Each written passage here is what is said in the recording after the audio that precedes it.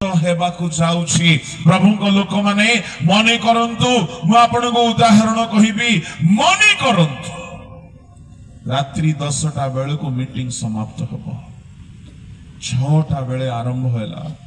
आपन कहिबे वर्तमान आरंभ समय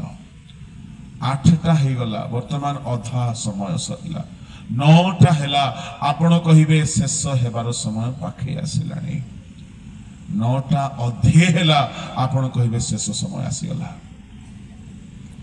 9:55 हैला आपन कहिबे शेष समय आसीगला बस शेष ही जीवो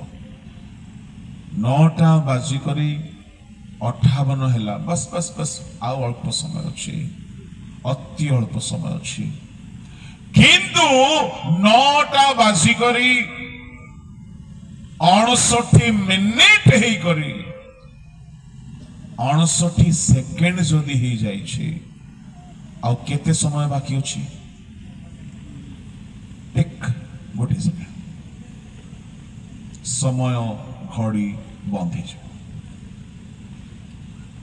सेमिति आमे शेष कालर शेष पर्यायर शेष क्षण रे अछु जे कौन समय प्रभु जीशु आसी कौन भावुंट एणु